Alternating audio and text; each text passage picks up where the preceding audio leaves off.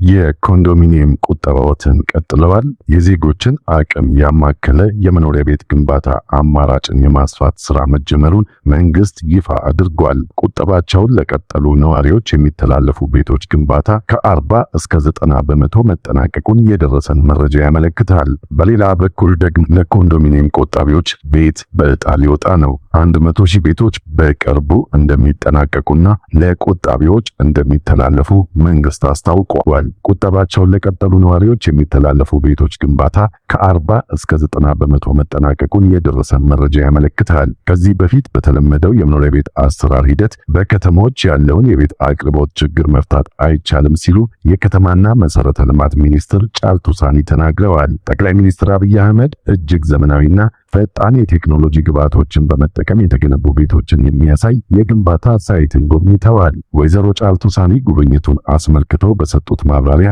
መንግስት ለከተሞች እድገት በሰጠው ትኩረት ዘርፈ ብዙ ትሩፋት መገኘቱን ገልጸዋል። በተለይም በተከናወነው ስራ ከተሞች የድህነት፣ የመልካም አስተዳደር ችግርና የስራ አጥነት መገለጫ ናቸው የሚለውን አሉታዊ ትርክት መቀየር መቻሉን አመልክተዋል። አሁን ላይም ከተሞችን የብልጽግና ማሳያ ለማድረግ በቁርጠኝነት እየተሰራ እንደሚገኝ ነው ሚኒስትሯ የተናገሩት። ለአብነትም አዲስ አበባን ጨምሮ በ67 ከተሞች እየተተገበረ የሚገኘው የኮሪደር ልማት ከተሞችን ጽዱ፣ ምቹና ለኑሮ ተስማሚ አድርጓል ብለዋል። በከተሞች የመኖሪያ ቤት ችግርን ለመፍታት ሚኒስቴሩ ለመጀመሪያ ጊዜ የቤቶች ፖሊሲን በማጽደቅ ለመተግበር እየሰራ እንደሚገኝም ጠቁመዋል። ዘመኑን የዋጀና የዜጎችን የእድገት ፍላጎት የሚመጠን የቤት አቅርቦት ለማሟላት በቅንጅትና በቁርጠኝነት መስራት እንደሚገባም አስገንዝበዋል። በተለመደው የቤት አሰራር ሂደት የቤት አቅርቦት ችግርን መፍታት እንደማይቻል ጠቁመው የተለያዩ የግንባታ አማራጮችን መተግበር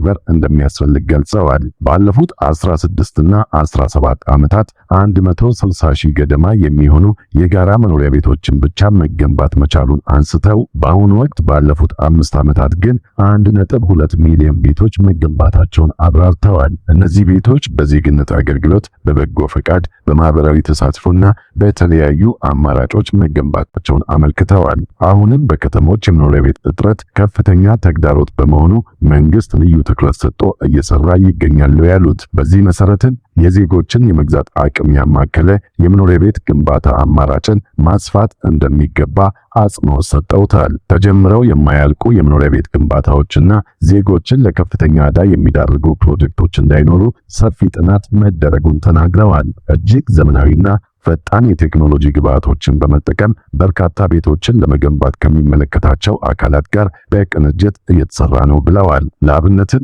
የ3D ኮንክሪት ህትመት፣ የቅድመ ዝግጅት፣ ቀላል የአረብ ብረት ግንባታና የኮንቴነር መኖሪያ ቤቶች የላቁ የግንባታ ዘዴዎች በጥምረት ጥቅም ላይ እየዋሉ መሆኑን አመልክተዋል። የተገጣጣሚ ብረት የቤት ግንባታና ሌሎች መሰል የቴክኖሎጂ ግብዓቶችን በመጠቀም የመኖሪያ ቤቶችን ተደራሽነት ለማስፋት በቁርጠኝነት እንደሚሰራ አስገንዝበዋል። እነዚህ ተለዋጭ የግንባታ ቴክኖሎጂዎች በትክክለኛው መንገድ ጥቅም ላይ ሲውሉ የሥራ ፍጥነትና የጥራት ደረጃ እርስ በእርስ የማይጋጩ መሆናቸውን በተግባር ያረጋገጡ መሆኑን ጠቅላይ ሚኒስትር አብይ አህመድ ገልጸዋል። ይህም ጥራታቸውን የጠበቁ መኖሪያ ቤቶችን ከወራትና ከዓመታት ይልቅ በጥቂት ቀናትና ሳምንታት ውስጥ ብቻ ሰርቶ ማጠናቀቅ እንደሚቻል በግልጽ የታየበት ሕያው ምስክር መሆኑን አብራርተዋል። ይህ አይነቱ የላቀ የፈጠራ ስራ በየትኛውም የአገሪቱ ክፍል በቀላሉ ሊተገበር፣ ሊደገምና ሊስፋፋ የሚችል በመሆኑ የሀገሪቱን የቤት ልማት ፕሮግራም አቅጣጫ በከፍተኛ ደረጃ የመቀየር አቅም እንዳለው ተመላክቷል። ከቤት አቅርቦት ጋር በተያያዘ ፍላጎትና አቅርቦትን ለማጣጣም 5 ስትራቴጂዎች ተነድፈው በመንግስት በጀት፣ በመንግስትና በግል አጋርነት፣ በግል በሪል ስቴትና በግለሰብና ግለሰብ ቤቶችን እየተገነባ መሆኑን የአዲስ አበባ ከተማ አስተዳደር ምክር ቤት ገልጿል። በበጀት ዓመቱ በመንግስት በጀት 50 ሺህ ቤቶችን፣ በመንግስትና የግል አጋርነት 55 ሺህ፣ በአጠቃላይ 105 ሺህ ቤቶች እየተገነቡ እንደሆነም ታውቋል። እነዚህ ቤቶች አሁን ላይ አፈጻጸማቸው ከ40 እስከ 90 በመቶ እየተጠናቀቁ ነው ሲሉ ከንቲባ አዳነች አቤቤ አረጋግጠዋል። በመንግስት የሚገነቡት ቤቶች ሲጠናቀቁ ቅድሚያ ሰጠን እየቆጠቡ ላሉት የሚተላለፉ ይሆናል ሲሉም ለኮንዶሚኒየም ቆጣቢዎች ቤቶቹ እንደሚተላለፉ አሳውቀዋል። ከዚህ ጎን ለጎን ባለፉት 10 ዓመታት በስራ ላይ የነበረው የኢትዮጵያ የህንፃ ግንባታ ኮድ ዘርፉ የደረሰበትን የአሰራር ለውጥ መሰረት ባደረገ መንገድ ተሻሽሎ 24 አዳዲስ ደረጃዎችን በማካተት ጸድቆ ወደ ስራ መግባቱን ደግሞ የኢትዮጵያ ኮንስትራክሽን ባለስልጣን ገልጿል። የኢትዮጵያ ኮንስትራክሽን ባለስልጣን ምክትል ዋና ዳይሬክተር ዶክተር ሙአዝ በድሩ በአገር ደረጃ ያልተናበበና ወቅቱን የዋጀ ያልነበረውን የህንፃ ግንባታ ኮድ በመቀየር ጊዜው የደረሰበት የዘርፉን አሰራር ለውጥና የቴክኖሎጂ አጠቃቀምን መሰረት ያደረገና 2 ዓመታትን የፈጀ ማሻሻያ መደረጉን ገልጸዋል። በ40 ዓመታት ውስጥ የህንፃ ግንባታ ኮድ 2 ጊዜ ብቻ እንደተሻሻለ የገለጹት ምክትል ዋና ዳይሬክተሩ በስራ ላይ ከነበረው ኮድ ከሚገኙት 24 ስታንዳርዶች ውስጥ 16 ያሉ እንዲሻሻሉ 24 አዳዲስ እንዲካተቱበትና በአጠቃላይ 40 አስገዳጅ ስታንዳርዶችን እንዲይዝ ተደርጎ መዘጋጀቱን ገልጸዋል። 8 ነባር ስታንዳርዶች ባሉበት እንዲቀጥሉ መደረጉን ከአዳዲሶቹ ጋር ተደምሮ በህንፃ ግንባታ ዘርፍ ያሉ ሀገራዊ አስገዳጅ ስታንዳርዶችን ብዛት ደግሞ 48 ማድረስ መቻሉን ጠቁመዋል። በኢትዮጵያ የመሬት መንቀጥቀጥ ሲያጋጥም የህንፃዎች የመቋቋም አቅም በተደጋጋሚ ጥያቄ ይቀርብበትና እንደ ባለስልጣን መስሪያ ቤትም ትልቁ ጥያቄ እንደነበር ዶክተር ሙአዝ ተናግረዋል። በዚህም ለረጅም ዓመታት ጥቅም ላይ ሲውል የነበረውንና በአንድ ሀገር ውስጥ የሚከሰቱ የመሬት መንቀጥቀጥ አደጋዎች የት አካባቢ በብዛትና በምን ያህል መጠን ሊከሰቱ እንደሚችሉ የሚያሳየው ሳይንሳዊ ካርታ አብሮ እንዲሻሻል መደረጉን አስረድተዋል። አዲስ አበባን ጨምሮ በስምጥ ሸለቆ አካባቢዎች የሚካሄዱ የግንባታ ዲዛይኖች የተሻሻለውን ሳይንሳዊ ካርታ መሰረት በማድረግ እንዲከናወኑ የሚያደርጉ አዳዲስ 2 ስታንዳርዶች በኮዱ ውስጥ መካተታቸውን ገልጸዋል።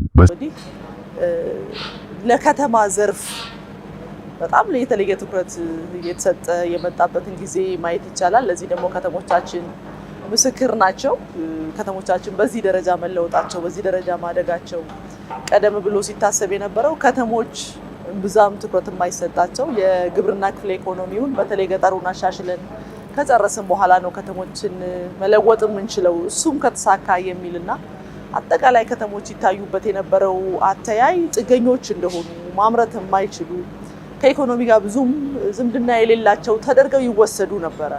ያ ደግሞ ምንም እንኳን የከተሜነት ታሪክ ያለን ህዝቦች እንኳን ብንሆንም ለከተሞቻችን የሰጠው ትኩረት ብዛም ካለመሆኑ ጋር ተያይዞ ከተሞቻችን ዛሬ መድረስ ከሚገባቸው አኳያ በጣም ወደ ኋላ የቀረበትን ሁኔታ ማስታወስ እንችላለን።